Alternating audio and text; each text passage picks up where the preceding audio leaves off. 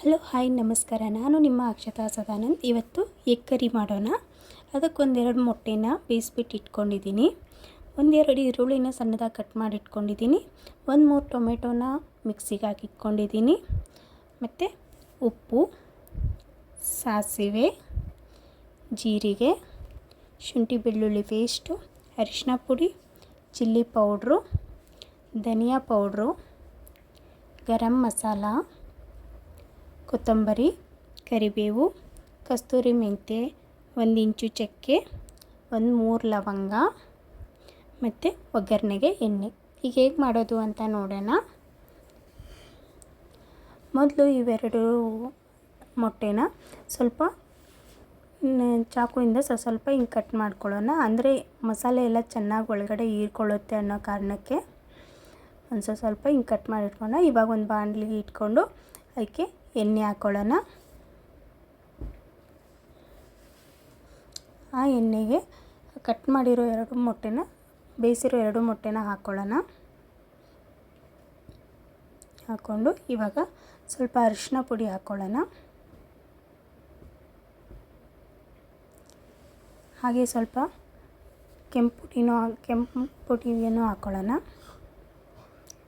ಖಾರದ ಪುಡಿ ಹಾಕ್ಕೊಂಡು ಸ್ವಲ್ಪ ಎಣ್ಣೆಯಲ್ಲಿ ಚೆನ್ನಾಗಿ ಹುರ್ಕೊಳ್ಳೋಣ ಇದನ್ನ ಮೊಟ್ಟೆನ. ಈಗ ಮಾಡೋದ್ರಿಂದ ಉಪ್ಪು ಖಾರ ಎಲ್ಲ ಚೆನ್ನಾಗಿ ಹೀರ್ಕೊಳ್ಳುತ್ತೆ. ಮೊಟ್ಟೆ ತಿನ್ನೋಕ್ಕೆ ಟೇಸ್ಟ್ ಆಗುತ್ತೆ. ನೋಡಿ ಇವಾಗ ಹುರಿದಿದ್ದೆ, ಎಣ್ಣೆಯಲ್ಲಿ ಹುರ್ಕೊಂಡಿದ್ದೀವಿ, ಫ್ರೈ ಮಾಡ್ಕೊಂಡಿದ್ದೀವಿ, ಎತ್ತಿಟ್ಕೊತಾ ಇದ್ದೀನಿ. ಈಗ ಅದೇ ಎಣ್ಣೆಗೆ ಲವಂಗ ಹಾಕ್ಕೊತಾ ಇದ್ದೀನಿ ನೋಡಿ. ಹಾಗೆ ಚಕ್ಕೆ ಎತ್ತಿಟ್ಕೊಂಡಿದ್ನಲ್ಲ ಅದು ಹಾಕ್ಕೊತಾ ಇದ್ದೀನಿ. ಮತ್ತು ಕರಿಬೇವು ಹಾಕ್ಕೊಂಡು ಸ್ವಲ್ಪ ಚಟಪಟ ಅಂದಮೇಲೆ ಸಾಸಿವೆ,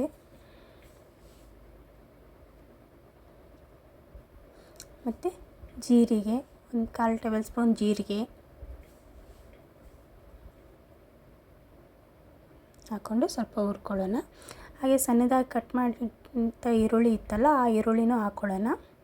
ಎಷ್ಟು ಚಿಕ್ಕದಾಗುತ್ತೋ ಅಷ್ಟು ಚಿಕ್ಕದಾಗಿ ಕಟ್ ಮಾಡಿ ಇಟ್ಕೊಳ್ಳಿ ಈರುಳ್ಳಿನ.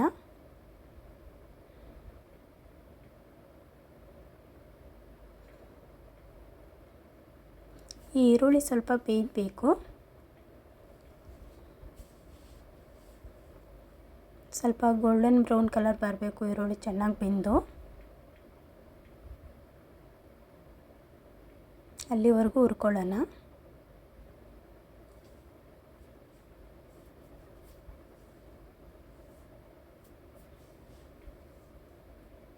ನೋಡಿ ಇವಾಗ ಸ್ವಲ್ಪ ಹುರಿದಿದೆ. ಇವಾಗ ಶುಂಠಿ ಬೆಳ್ಳುಳ್ಳಿ ಪೇಸ್ಟ್ ಹಾಕ್ಕೊತಾ ಇದ್ದೀನಿ.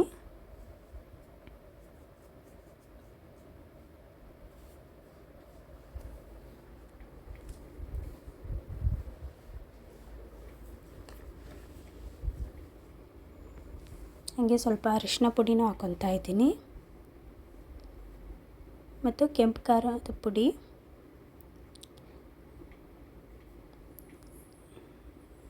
ಗರಂ ಮಸಾಲ,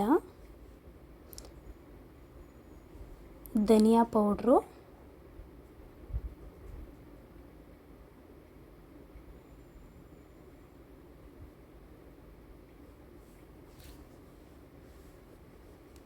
ಹಾಕ್ಕೊಂಡು ಸ್ವಲ್ಪ ಮಸಾಲೆದೆಲ್ಲ ಸ್ಮೆಲ್ ಹೋಗೋವರೆಗೂ ಚೆನ್ನಾಗಿ ಹುರ್ಕೋಬೇಕು. ಎಣ್ಣೆಯಲ್ಲಿ ಫ್ರೈ ಮಾಡ್ಕೋಬೇಕು ಅದನ್ನ.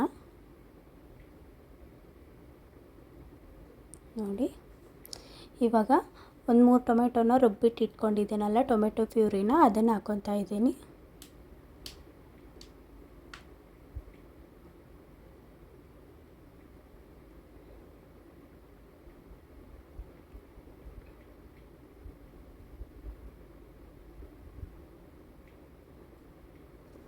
ಇದು ತುಂಬ ಸುಲಭವಾಗಿ ಮಾಡುವಂಥ ಎಗ್ ಕರಿ.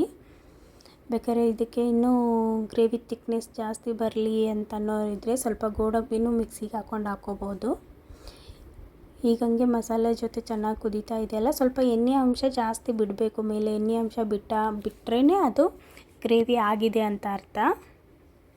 ಚೆನ್ನಾಗಿ ಕುದಿಬೇಕು. ಈಗದು ಕುದ್ದು ಮೇಲೆ ಎಣ್ಣೆ ಅಂಶ ಎಲ್ಲ ಬಿಡುತ್ತೆ, ಆವಾಗ ಮಸಾಲೆ ರೆಡಿಯಾಗಿದೆ ಅಂತ.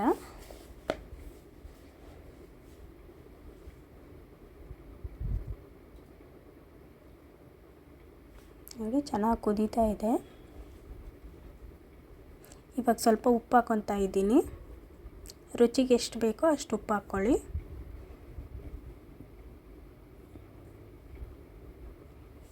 ನೋಡಿ ಎಣ್ಣೆ ಮೇಲೆ ಎಷ್ಟು ಚೆನ್ನಾಗಿ ಬಂದಿದೆ. ಇವಾಗ ಇದು ಗ್ರೇವಿ ರೆಡಿಯಾಗಿದೆ ಅಂತ ಅರ್ಥ. ಅದಕ್ಕೆ ಇವಾಗ ಮೊಟ್ಟೆ ಸ್ವಲ್ಪ ಎಣ್ಣೆಲಿ ಫ್ರೈ ಮಾಡಿ ಇಟ್ಕೊಂಡಿದ್ನಲ್ಲ, ಆ ಮೊಟ್ಟೆ ಹಾಕ್ಕೊತಾ ಇದ್ದೀನಿ.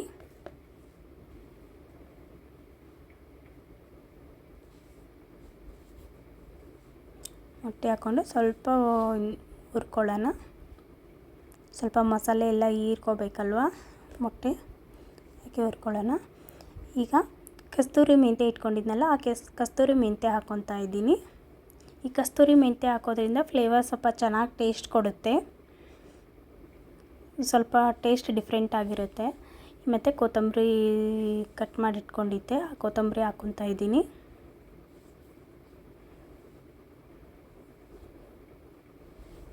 ಇವಾಗ ನೀರು ಹಾಕ್ಕೋತಾ ಇದ್ದೀನಿ ಸ್ವಲ್ಪ.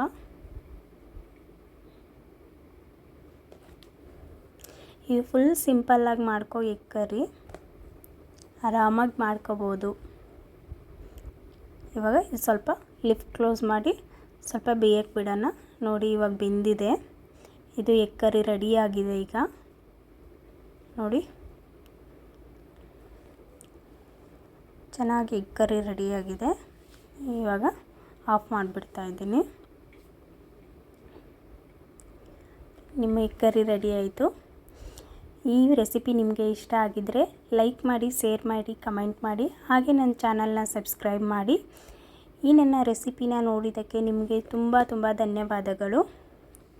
ಹೀಗೆ ನನ್ನ ಚಾನಲ್ನ ಸಪೋರ್ಟ್ ಮಾಡ್ತಾಯಿರಿ. ನಾನು ಇನ್ನಷ್ಟು ವಿಡಿಯೋಗಳನ್ನ ಮಾಡೋಕ್ಕೆ ಹೆಲ್ಪ್ ಆಗುತ್ತೆ. Thank you. ಎಲ್ರಿಗೂ ಧನ್ಯವಾದಗಳು.